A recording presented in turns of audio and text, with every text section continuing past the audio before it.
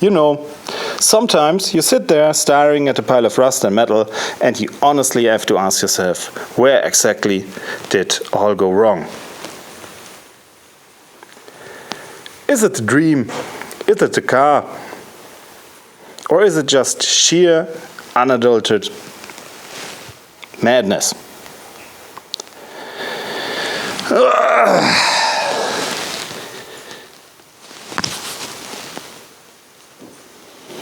Anyway, enough soul searching. Let's get to work. Today we're finally welding those plates from last week.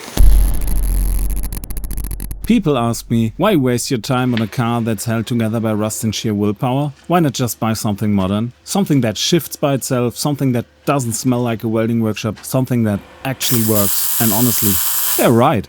It would be easier. It would be faster. It would be boring. Because when you buy a modern car, you buy a product. When you do this, you build a relationship. You know every weld, every patch and every failure. And when you finally drive it, you're not just driving a car, you're driving your own persistence. Well, this was first step of today's agenda. Closing the weld on the inner sill. So we can switch to step 2, which is using the now welded inner sill to fill it with fluid film to prevent any rust, where no primer is left or where any moisture may be found someday, somehow.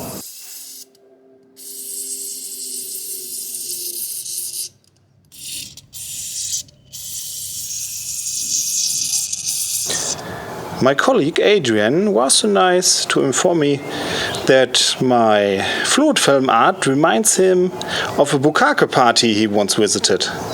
Don't ask me, I don't even know that word. While sitting outside and enjoying my well-earned break and the questionable music choice of my neighbor, the, call it mood lighting, started to change from, hey, we've got a nice summer, to, maybe I can take a swim in my cellar tonight again, because the weather doesn't look that great anymore. Fingers crossed, we don't need a tugboat or a life vest to get home. And step 3. Step 3 is taking some vice grips, taking the plates that we made up to reinforce the sill, putting both on it, and getting them roughly aligned to weld them on in step 4, without hurting myself or the car. And again, it's all about preparation. You can't just throw metal at a problem and expect it to hold. Weld-through primer is a non-negotiable here. It keeps the corrosion at bay where I won't reach it again. Positioning is everything. If the gap is wrong, the weld will be a nightmare.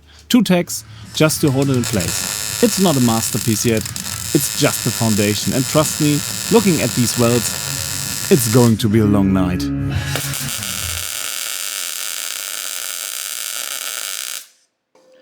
I just had a very good example for the problems we have during welding. What you can see here is a lot of porosity. That means there are inclusions in and on the metal that dirty up the metal, for lack of a better word, and thus the liquid metal expands and forms a bubble instead of a real spot weld. In addition to that, the original sheet metal here is a little bit on the thinner side. So this in combination leads to little bubbles popping, which are no form of any sustainable and dependable weld. So in cases like that, where we have to make do with what the welding god has gave us, we just need to stack and stack and stack until there is no more porosity forming and we have a usable spot weld.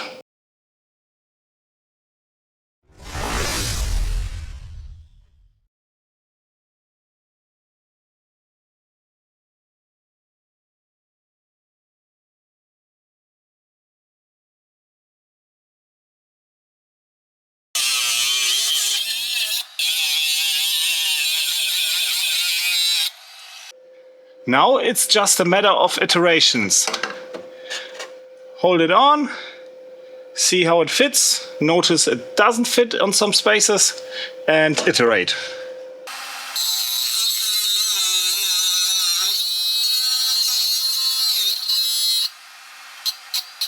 And with all those iterations, we now have a little space filler that helps us increase the strength here in the back, connect to the original sill or what's left of it, and to later on weld on the rest of our new sill reinforcement. New metal on new metal.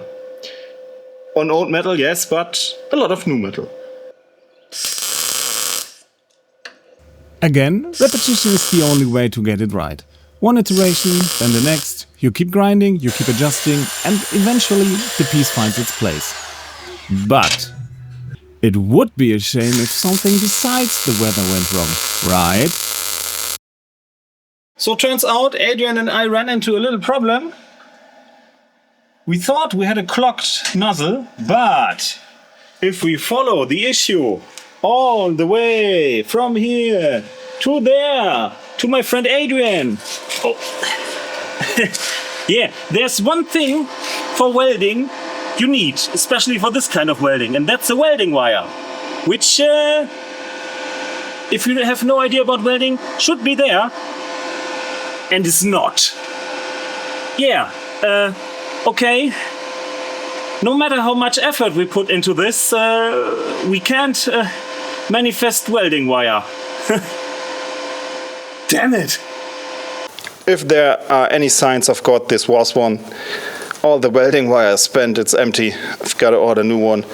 At least the panels are in now and are in a recently decently good spot. And having survived this weather and feeling the summer storm coming, I will end this episode as I have started it in my trusty little camping chair. So,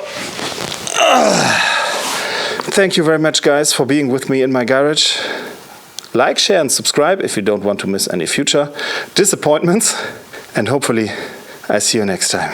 Take care and bye-bye.